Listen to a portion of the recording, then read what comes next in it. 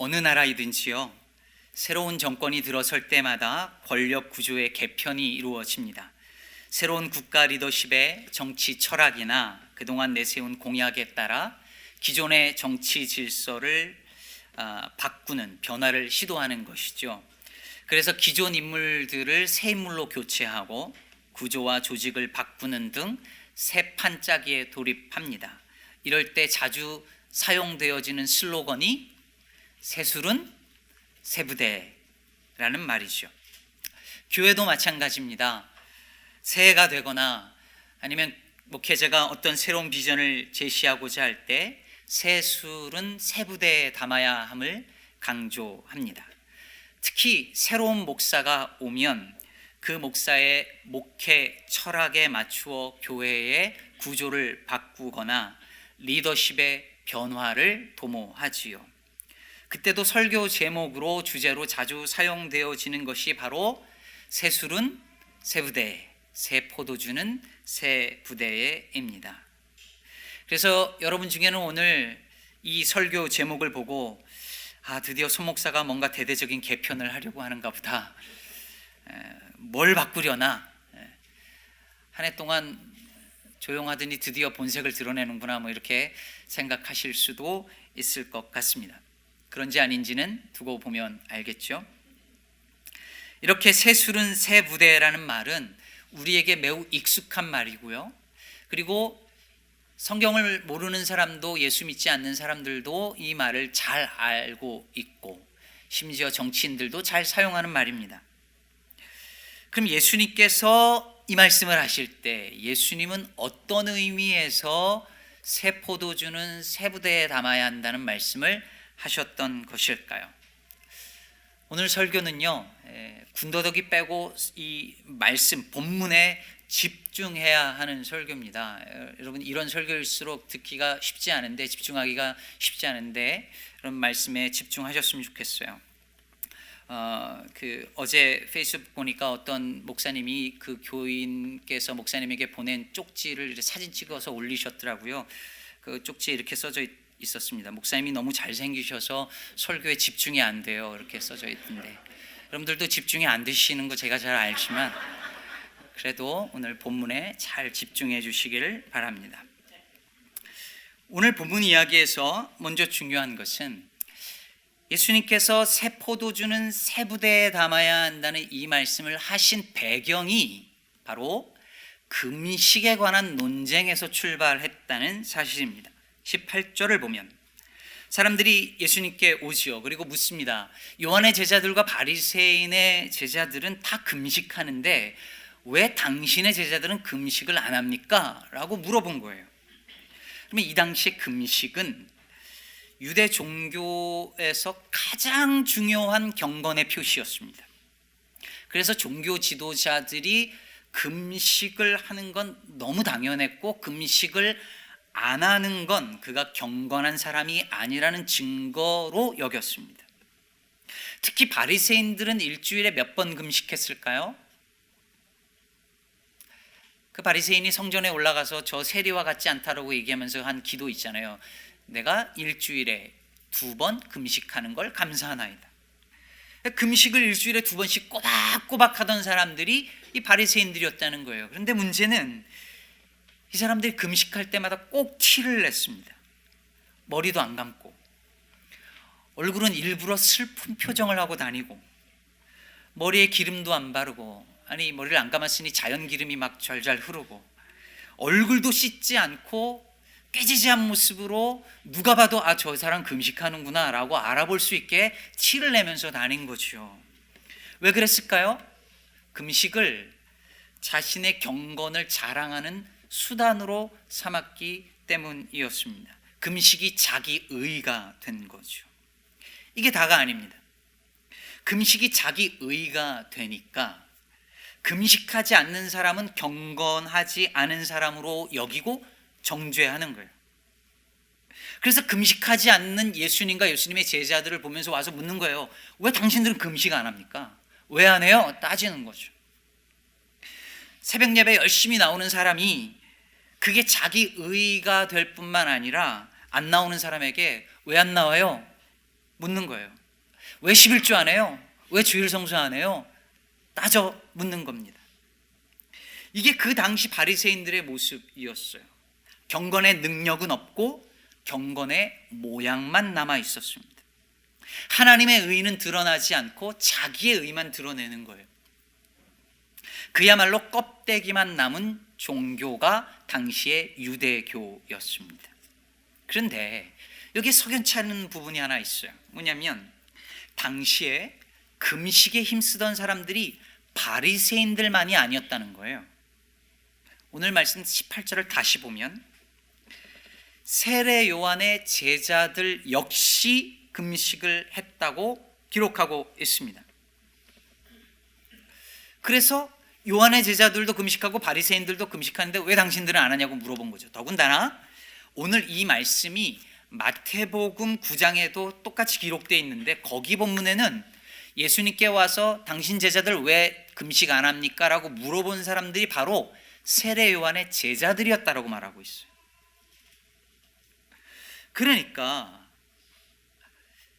그 당시 예수님과 예수님의 제자들을 빼놓은 모든 사람들은 금식하는 걸 당연한 것으로 여겼고 그걸 안 하는 예수님과 제자들이 너무 이상했던 거지요.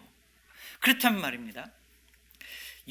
세례 요한의 제자들도 금식을 했는데 그럼 이 사람들도 바리새인들처럼 금식했을까요? 누군가에게 보이기 위해서 그걸 자기의 의로 삼고 가식적이고 외식적으로 그렇게 금식했을까요? 세례 요한의 제자들도 아니었습니다.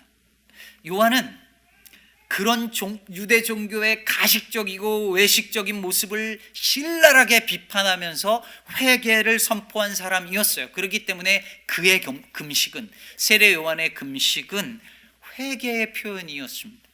실제로 이 당시의 금식은요, 왜 금식을 했냐면 그 금식의 참된 정신은 뭐였냐면 이스라엘이 범죄함으로 말미암아 하나님의 재앙을 받아서 겪게 된 지금의 이 모든 재난을 슬퍼하고 애통하면서 하나님의 자비를 구하는 그게 금식의 이유였어요. 그게 목적이었어요.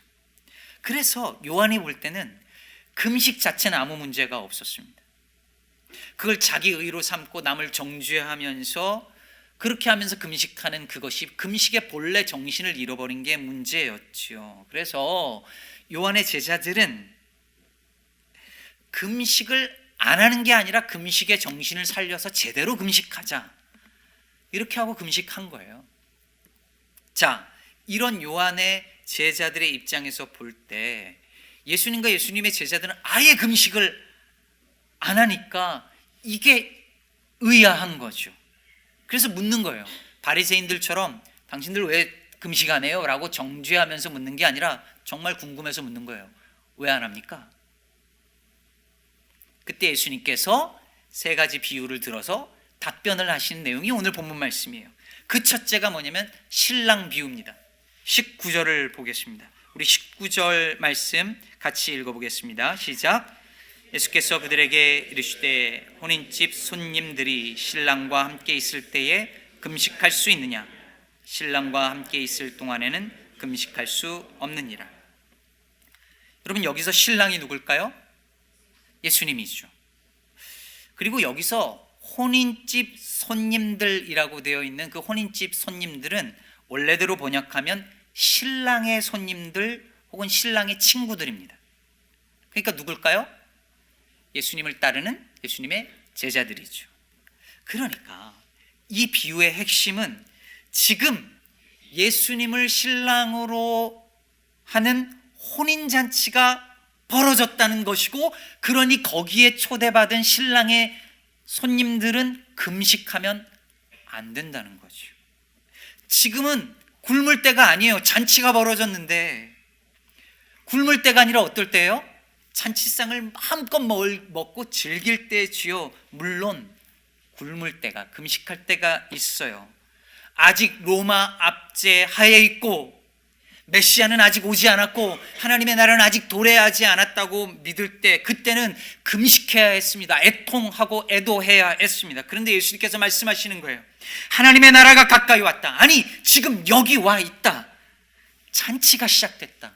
지금은 옛 시대가 아니라 새 시대다. 잔치상이 차려졌는데 그 앞에 앉아가지고 슬픈 표정으로 굶고 앉아 있으면 어떻게 되겠느냐? 잔치를 망치는 일이다 라고 얘기하시는 거예요. 여러분, 지금 예수님이 하고자 하는 말씀의 핵심은 분명해요. 금식을 해야 하냐 말아야 하느냐라는 얘기를 하고 있는 게 아니라, 금식 혹은 성전으로 대표되는 이 유대 종교가 예수님께서 열어 제친 하나님의 나라와 서로 조합을 이룰 수 없다는 거예요. 이건 마치 잔치집에서 애곡하면서 금식하는 것과 같고, 그리고 바리새인들 입장에서 보면 초상집에서 웃고 떠드는 것과 같다는 거죠. 새날이 왔어요. 근데 새날이 왔는데 옛날이 나쁘다는 게 아니라 다 옛날에는 어울리던 것들이 새날에는 더 이상 어울리지 않는다는 거예요. 잔치가 벌어지기 전에는 금식이 어울리겠지만 잔치가 벌어졌는데 금식이 어울리겠느냐라고 말씀하는 거죠. 자, 이런 맥락에서 두 번째 비유를 보면 좀 더 이해가 됩니다. 21절 또 같이 읽어보겠습니다. 시작. 생배 조각을 낡은 옷에 붙이는 자가 없나니 만일 그렇게 하면 기운 새 것이 낡은 그것을 당기어 헤어짐이 더하게 되느니라. 여러분 중에도 그런 경험이 있는 분들 계실 텐데요. 제가 작년에 한국 갔다가 정말 마음에 드는 바지 하나를 샀어요. 요즘 같은 겨울에 입기 딱 좋은 옷이었는데 제가 실수로 이거를 드라이어에 넣은 거예요. 여러분 아시죠? 한국 옷은 드라이어에다가 넣으면 잘 줄어요. 확. 제가 그거 아는데 깜빡 잊고 넣어버린 거예요. 바지가 7부 쫄바지가 됐어요. 이게 초스키니 바지가 됐습니다. 제가 몸매가 좀 있어서 입어도 되는데 시험 드실까 봐 제가 못 입고 다닙니다. 근데 여러분, 이 예수님 시대의 옷감은 지금과는 비교도 할 수 없을 정도로 질이 떨어진 옷감이었을 거 아니에요. 근데 여기서 생배 조각이라고 할 때 생배 조각이 뭐예요? 여러분들 잘 아시겠지만 아직 가공 처리하지 않은 이제 막 직조된 옷감을 말하는 거예요. 이런 옷감은 빨거나 시간이 지나면 어떻게 되죠? 줄어요. 그런데 그 생배 조각을 낡은 옷에 구멍이 났거나 헤어졌다고 그 조각을 갖다가 붙여버리면 어떻게 될까요? 그 기워서 붙인 새 옷 조각이 줄어들면서 헌 옷을 잡아당기는 거죠. 그러니 어떻게 돼요? 다 망쳐버리는 거죠. 옷을. 새 옷 조각도 망치고 헌 옷도 망치는 거예요. 자, 이 비유의 핵심도 마찬가지예요. 옛 것과 새 것을 합칠 수 없고 그래서도 안 된다는 거예요. 옛 것이 다 나빠서가 아니라 새 것이 좋아서만이 아니라 옛 것과 새 것이 서로 어울릴 수 없기 때문이죠. 즉 예수님이 전하신 하나님의 나라의 복음을 바리새인들의 이 껍데기만 남은 유대 전통에 끼워서 넣을 수 없다는 거예요. 심지어 세례 요한의 회개 운동하고도 합칠 수 없었어요. 왜? 세례 요한은 여전히 옛 시대의 사람이었으니까. 우리는 그럼 이렇게 생각할 수 있어요. 새 것의 좋은 점하고 옛 것의 좋은 점을 합치면 안 되나? 아니면 옛 것의 좋은 점을 새 것의 좋은 점을 옛 것에다가 적용시키면 안 되나? 이렇게 생각해요. 근데 예수님이 볼 때 그것은 둘 다 망하는 길이었어요. 유대 종교는 이미 너무 낡아 있었고 부분적으로 고쳐서 될 일이 아니었습니다. 주님이 가르치신 그 하나님 나라의 복음의 좋은 점을 빼내서 유대 종교에 붙여서 고치는 건 주님이 볼 때 가능한 옵션이 아니었던 것이죠. 자, 그럼 이제 어떻게 할까요? 세 번째 비유에서 예수님이 하고자 하시는 메시지가 fully 드러납니다. 22절도 우리 같이 읽겠습니다. 시작. 새 포도주를 낡은 가죽 부대에 넣는 자가 없나니 만일 그렇게 하면 새 포도주가 부대를 터뜨려 포도주와 부대를 버리게 되리라. 오직 새 포도주는 새 부대에 넣느니라 하시니라. 아멘. 여기서 새 포도주는요, 아직 발효가 되지 않은 혹은 이제 막 발효가 시작된 포도즙을 말하는 거예요. 근데 여러분, 그걸 낡은 가죽 부대에 넣는다는 거예요. 여러분, 가죽은 시간이 지나면 어떻게 될까요? 가죽은 딱딱하게 굳어지고 얇아져요. 그런데 거기에 이제 막 발효가 시작되어지는 포도즙을 넣은 거예요. 어떻게 될까요? 팽창하죠. 발효가 되면서 팽창하면서 터져버리는 거예요. 지금도 제 기억 속에 제 중학교 1학년 때였던 것 같아요. 방학이 끝나고 학교를 갔는데 교실에 막걸리 냄새가 그렇게 나요. 알고 봤더니 누가 왜 있었는지 몰라요. 그 쌀을 모아놓은 게 있었는데 거기다 물을 부어놓고 뚜껑을 닫아놓은 거죠. 이게 발효가 돼서 막걸리처럼 해서 교실에 막걸리 냄새와 이게 쫙 그냥 다 퍼져 있던 기억이 나요. 그때 제가 발효라는 게 이런 거구나 배웠어요. 그렇게 된다는 거예요. 발효가 되면서 터져버리니 부대도 못 쓰게 될 뿐만 아니라 포도주도 버리는 거예요. 그럼 여기서 포도주가 뭘까요? 예수님과 그 예수님이 전하신 하나님 나라의 복음을 말하죠. 그런데 그 예수 그리스도와 그분의 복음을 그 낡고 낡은 유대 종교 시스템에다가 넣으면 어떻게 되겠냐는 거예요. 이것을 요한과 바리새인들의 생각과 경건과 그들의 종교 시스템 안에 쑤셔 넣을 수 없다는 거죠. 하나님 나라의 그 폭발력 넘치는 그 생명력을 낡은 종교 시스템에 넣을 수 없습니다. 그게 감당을 못하기 때문이죠. 그래서 주님은 유대교라고 하는 낡은 성전 시스템, 낡은 가죽 부대를 고쳐 쓰려고 하지 않으셨어요. 낡은 옷에 생배 조각을 붙여서 고쳐 쓰려고 하지 않으셨어요. 그러기에는 주님의 새 포도주는 너무 강력한 힘을 가지고 있었고, 그러기에는 이 유대교라고 하는 이 시스템은 너무 낡아 있었기 때문입니다. 그래서 새 포도주는 새 부대에 넣어야 했어요. 그래서 만들어진 새 부대가 뭘까요? 그게 교회입니다. 유대교의 낡은 성전 시스템으로는 담아낼 수 없고, 심지어 세례 요한의 회개 운동으로도 담아낼 수 없는 예수님과 그분의 하나님의 나라 복음을 담아내고자 주님은 제자들을 부르시고 그들에게 성령을 보내시어 교회를 세우셨습니다. 그게 주님의 새 부대였습니다. 그 교회를 오늘날의 이 제도권 교회로 생각하시면 안 돼요. 교회가 처음 세워질 때 교회는 어떤 제도나 시스템이 아니었고 하나의 무브먼트, 운동이었습니다. 그래서 초대교회 성도들은 고정된 어떤 성전이나 건물이나 율법이나 제도에 갇히지 아니하고 복음을 들고 어디든지 갔던 것이죠. 그랬던 교회가 오늘날 어떻게 되었을까요? 운동으로서의 교회가 아니라 이제 제도로서의 교회가 되어버렸습니다. 생명력은 점점 사라져버리고 관습과 낡은 전통만 남았습니다. 과거 유대교처럼 타락하여 개혁의 대상이었던 캐톨릭 교회처럼 낡은 가죽 부대가 된 거죠. 새 부대로 지었는데 이제 그 새 부대였던 교회가 제도화되고 관습화되면서 이제 그저 낡고 낡은 가죽 부대가 되어 버린 것입니다. 저는 오늘날 교회를 생각하면 떠오르는 이미지가 하나 있어요. 제가 동부에 살면서 나야가라 폭포를 한 10번은 갔거든요.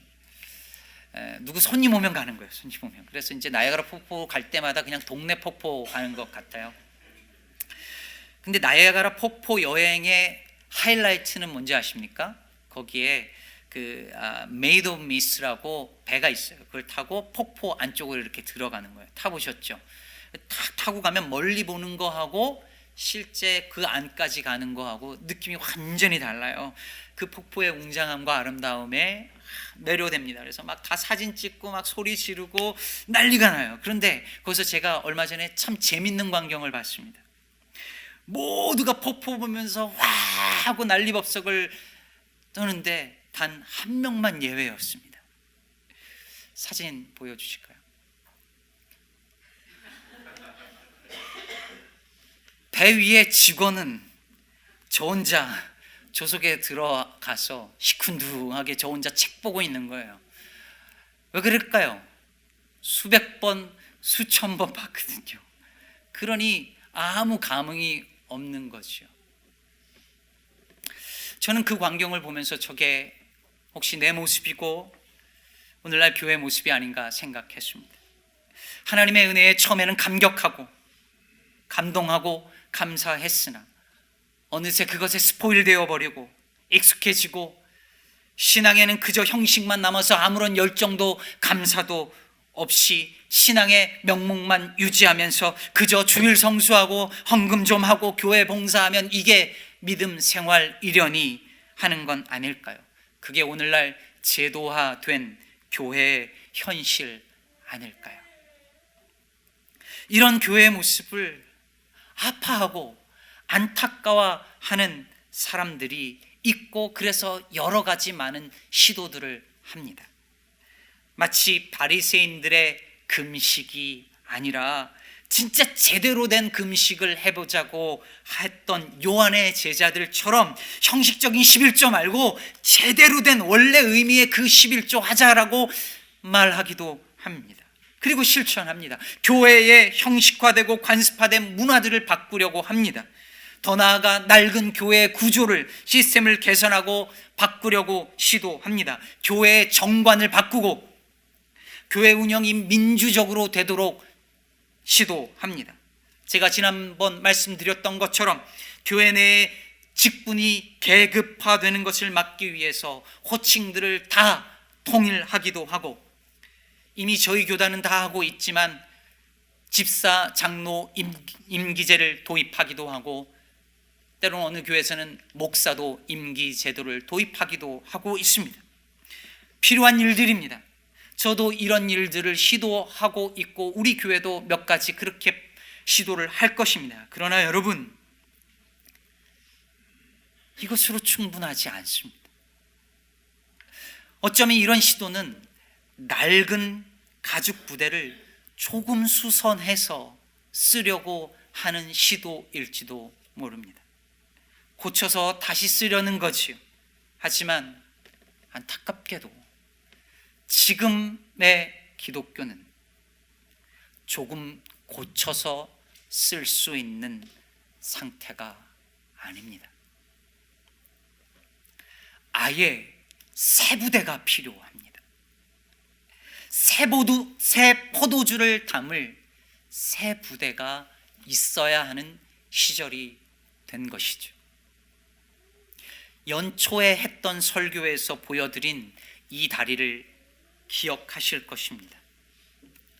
오래전 저 다리를 지을 때는 튼튼하고 멋진 다리였습니다. 그러나 강의 흐름이 바뀌면서 다른 쪽으로 흐르기 시작하면서 저 다리는 천덕꾸러기가 되고 아무 쓸데없는 다리가 되어져 버렸습니다. 자, 이제 저 다리를 잘 고쳐서 열심히 다시 짓고 보수공사하면 되는 건가요? 그러면 강이 그쪽으로 흐를까요? 아닙니다. 저 다리를 잘 더 보수공사한다고 되는 게 아닙니다. 그런다고 강물이 이쪽으로 돌아오지 않습니다. 지금은 새 다리를 지어야 할 때인 것입니다. 새 포도주를 담을 새 부대가 필요한 것입니다. 근데 여러분 그 새 부대를 누가 만들까요? 그 새 부대는 어떻게 될 수 있을까요? 주님께서 처음에 새 부대였던 교회를 만드실 때 분명히 이렇게 말씀하셨습니다. 내가 이 반석 위에 내 교회를 세우리니. 누가 세우신다고요? 내가. 새 부대는 주님이 만드십니다. 지금의 이 낡고 굳은 기독교라고 하는 이 가죽 부대가 아니라 새 부대를 주님께서 만드시고 거기에 새 포도주를 부으실 것입니다. 그럼 우리가 할 일은 뭘까요? 신랑을 빼앗기지 않는 것입니다.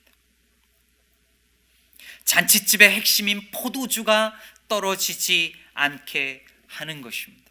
여러분, 이 비유의 핵심은 새 부대에 우리가 집중하지만 사실 부대보다 더 중요한 건 뭘까요? 포도주죠.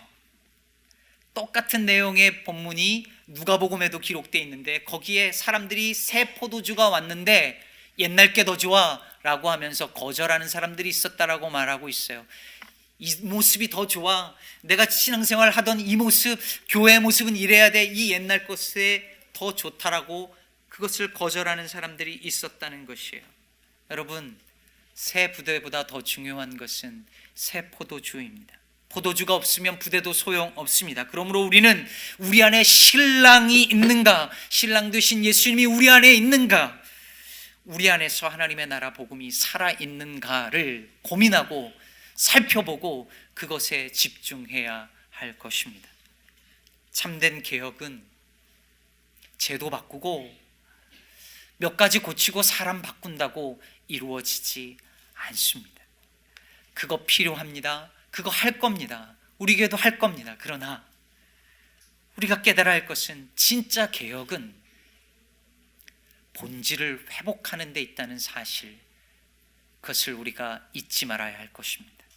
성경에서 말하는 하나님 나라의 복음이 무엇인지 알고 그 복음의 본래의 모습을 회복해야 합니다. 그렇게 포도주에 물타지 않고, 다시 말해 복음에 물타지 않고 말씀 그대로 살려고 애쓰는 예수님의 제자들을 통해서 예수님께서 새 부대를 만드실 것입니다. 그리고 그 새 부대 위에 영원한 새 포도주를 부으실 것입니다. 그날에, 그때에 우리 기쁨의 교회가 버려지는 낡은 부대가 아니라 내 잔이 넘치나이다 고백할 수 있는 새 부대 되어지기를 주님의 이름으로 축복합니다.